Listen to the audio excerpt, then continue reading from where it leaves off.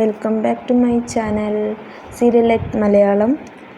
ഇന്ന് ശിവശങ്കരനും വിമലയും കൂടി ബ്ലോക്ക് പ്രസിഡൻ്റ് അടുത്ത് സംസാരിക്കുന്നുണ്ട്. ശിവശങ്കരൻ പറയുന്നുണ്ട്, എൻ്റെ മകൻ പോക്സോ കേസ് ഉള്ളത് കൊണ്ടാണ് ജാമ്യം കിട്ടാത്തത് എന്ന് പറഞ്ഞിട്ട് പറയുന്നുണ്ട്.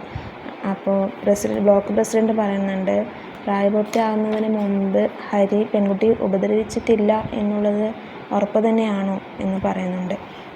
അപ്പോൾ ശിവശങ്കരൻ പറയുന്നുണ്ട്, തീർച്ചയായിട്ടും അത് അവൻ സമ്മതിക്കുന്നുണ്ട്, ചെയ്തിട്ടില്ല എന്നുള്ളത് ഉറപ്പ് തന്നെയാണ് എന്ന് ശിവശങ്കരൻ പറയുന്നുണ്ട്.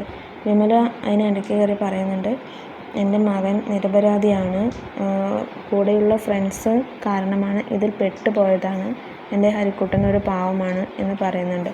അപ്പോൾ ബ്ലോക്ക് പ്രസിഡൻ്റ് പറയുന്നുണ്ട്, നമ്മൾക്ക് പെൺകുട്ടിയുടെ അച്ഛനുമായിട്ട് ഒന്ന് സംസാരിച്ച് നോക്കാം, എന്തെങ്കിലും ഒത്തുതീർപ്പ് നമുക്ക് സംസാരിക്കാം. ആദ്യം ഞാൻ പോയി ഒന്ന് പറയട്ടെ പെൺകുട്ടിയുടെ അച്ഛനടുത്ത്, ഞാനൊന്ന് സംസാരിച്ച ശേഷം നിങ്ങൾക്ക് സംസാരിക്കാനുള്ള ഒരു അവസരം ഞാൻ ഉണ്ടാക്കി തരാം. അപ്പോൾ നിങ്ങൾ പോയിട്ട് അവരെ നേരിട്ട് കണ്ട് സംസാരിച്ചാൽ മതി എന്ന് ബ്ലോക്ക് പ്രസിഡൻ്റ് പറയുന്നുണ്ട്. അങ്ങനെ ബ്ലോക്ക് പ്രസിഡൻ്റ് പെൺകുട്ടിയുടെ അച്ഛനുമായിട്ട് സംസാരിക്കുകയാണ്.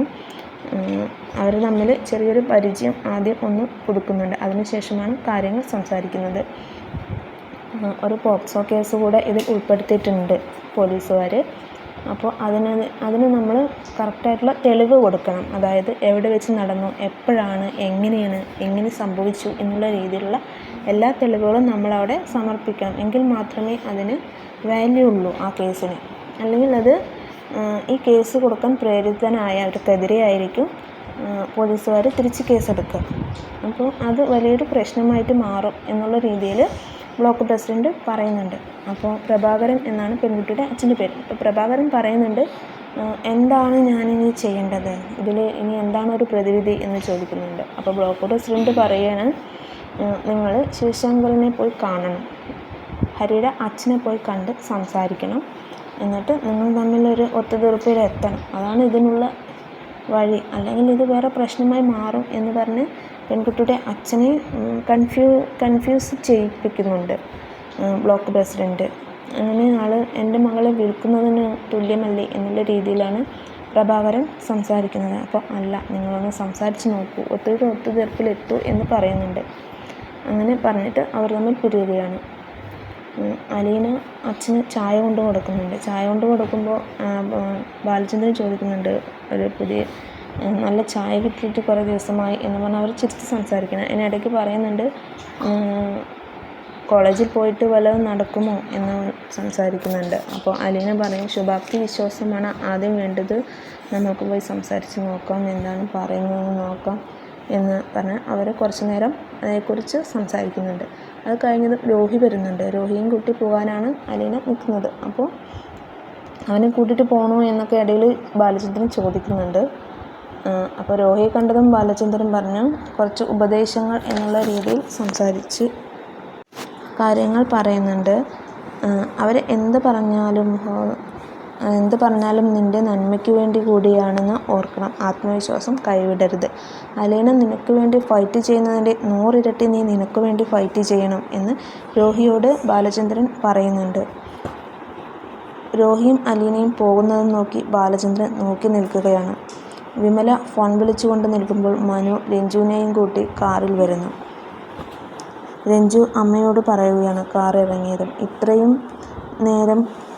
ഇത്രയും നാൾ കഴിഞ്ഞു വരുന്ന എന്നെ ഒരു ഹഗ് പോലും ചെയ്യുന്നില്ല, സുഖമല്ലേ എന്നൊരു ചോദ്യം, ഇതൊന്നുമില്ലേ അമ്മേ എന്ന്. അപ്പോൾ വിമല ചെറു ദേഷ്യത്തോടെ പറയുന്നുണ്ട്, ഓ പിന്നെ നീ കാനഡയിൽ നിന്നല്ലേ വരുന്നത് എന്ന്. രഞ്ജു പറയുന്നുണ്ട്, ഹരിയേട്ടനായിരുന്നെങ്കിൽ ഇങ്ങനെയൊന്നും ആയിരിക്കില്ലല്ലോ എന്ന്. അപ്പോൾ നിനക്കൊരു വണ്ടി വിളിച്ച് ഒരു ബസ്സിന് വന്നാൽ പോരായിരുന്നോ എന്ന് വിമല ചോദിക്കുന്നുണ്ട്. ഈ സാധനങ്ങളെല്ലാം വെച്ച് എങ്ങനെയാണ് അമ്മേ ഞാൻ ബസ്സിൽ വരുന്നത് എന്ന് രഞ്ജു പറയുകയാണ്. അങ്ങനെ അവരെ അകത്തേക്ക് കയറി പോവുകയാണ്.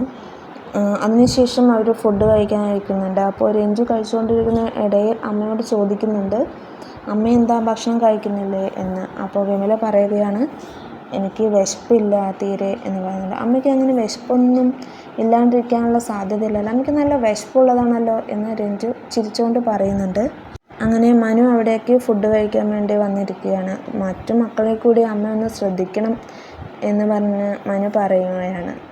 അപ്പോൾ വിമല പറയുന്നുണ്ട്, നിങ്ങൾ ആരെയാണ് ഞാൻ ശ്രദ്ധിക്കാതിരുന്നത്, എന്ത് കുറവാണ് ഞാൻ നിങ്ങൾക്ക് വരുത്തിയിട്ടുള്ളത്, എന്ന് പറഞ്ഞിട്ട് പറയുന്നുണ്ട്. അപ്പോൾ രഞ്ജുവിനെ ചൊല്ലിയാണ് അവർ തമ്മിലുള്ള ചെറിയൊരു തർക്കം നടന്നത്.